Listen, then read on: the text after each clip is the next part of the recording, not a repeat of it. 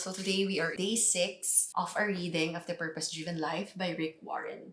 So the day 6 is actually explaining the third definition of life. So the first two definitions in my previous vlogs, which you can see in the description of this video for the links, that life is a test, life is a trust. Now the third description is that life is a temporary assignment. So according to Psalm chapter 39, verse 4, it says, "Lord, remind me how brief my time on earth will be.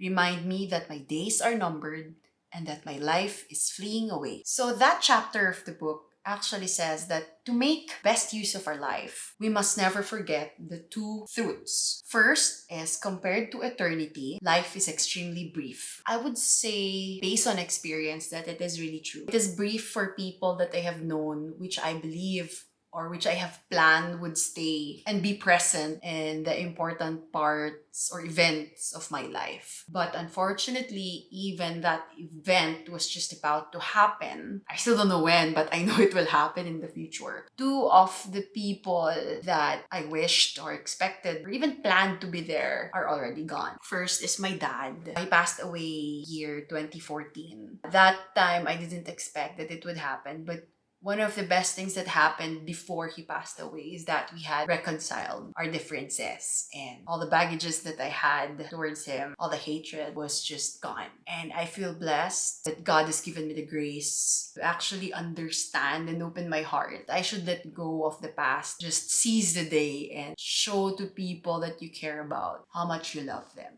Although, even though we've had reconciled, we were robbed of time to actually spend in the future. But anyway, we've learned from that. Second is Maming. So she's like a second mom to me. If you really followed my vlogs also in the first few months since I started vlogging since last year, you will see where I made a vlog about her when she passed away. I even planned that I will be seeing her in the 2020 off Christmas because I always go home for the holidays, and that will be 2 years after we've seen each other. But unfortunately, things happened. We didn't expect it. Even the people that she's with didn't expect that in just a snap of a finger, we won't be seeing her anymore for good.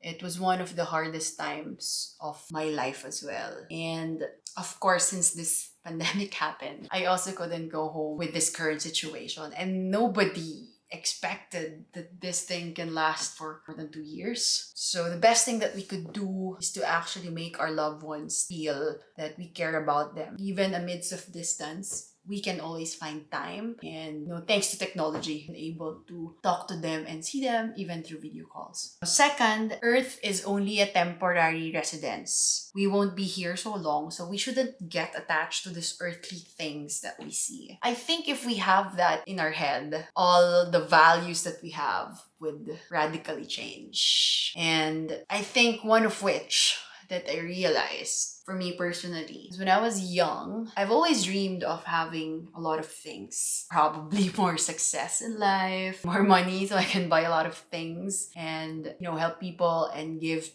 back to my family, especially to my mom, my sister, Manang, and everybody who has been so genuinely nice to me when I was growing up. But then I realized when this pandemic hits that sabi nga ni Angeline Quinto, hindi na uso ang paramihan ng pera ngayon or payamanan. Dapat daw ngayon pauso is pasayahan na ng buhay. I think you would say more of being fulfilled in our life. That's very important. And I think being fulfilled in our life is not about being successful in our careers or having a lot of money, but it's actually having peace and contentment inside us. Like, no matter what is happening around us, we will always find peace as long as we anchor our life to God. So they're saying that being on earth is like being in a foreign country. This is not our permanent home and our final destination. I am a OFW, and I am actually in a foreign land. And even though things here are great, lifestyle, etc., my heart always longs to go home. I can't wait for the day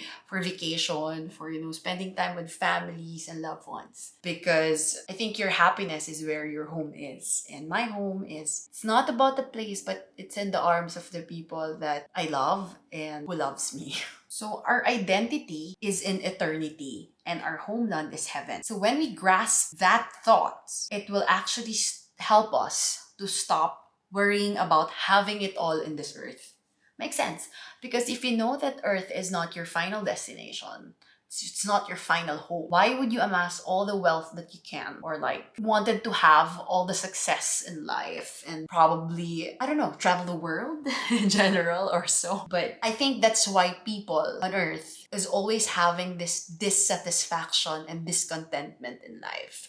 It's like, even though we thought that these are the things that would make us happy, once we get a hold of it, we realize like the happiness that we expect doesn't last. We just keep on trying to find satisfaction in other things, but it's never ending. It's like we keep on running in circles. And then there I realized where they said that it's very important for you to be fulfilled. And being fulfilled in life is you finding the purpose that God has planned for you. And to be honest, I think me personally, I still feel that I'm still trying to find that purpose. But I don't feel frustrated because I know that everything in life has a perfect timing, and I always trust God's plan for my life. Although, as I wait for the plan of Him for me, there's a lot of tests that is going on in my life, a lot of trials, a lot of overwhelm, doubts that is going on. But I think we should always remember that difficulty, these sorrows and rejections will always be part of our life as long as we are still here on earth. And it is important that when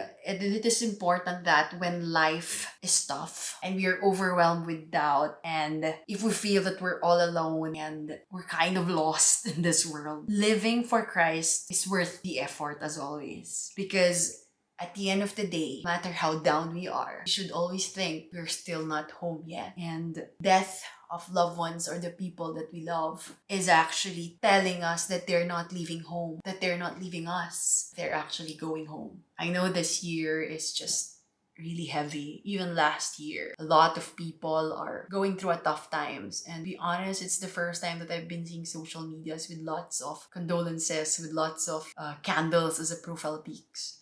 But I think the comfort that we can find, or at least hold on to, is that people who are gone, they didn't leave this earth, but they just actually went home. And eventually, all of us will definitely go home to our Creator. We just don't know when, but it will definitely happen. And it is important that we remember that as we wait for the time that we will go home to our Creator, life is a continuous test. Trials, test of our character, of our obedience and loyalty to Him. I wouldn't say I'm a perfect individual, but I can always try my best to be the best version that He wants me to be. So our point to remember is this world is not our home. The verse is, we should fix our eyes not on what is seen, but on what is unseen. For what is seen is temporary, but what is unseen is eternal. So the question for everybody, including myself, is how should the fact that life on earth is a temporary assignment change the way how we are living right now?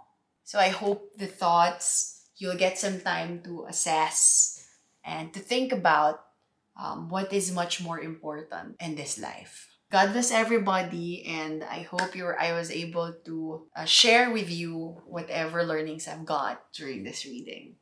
So thank you.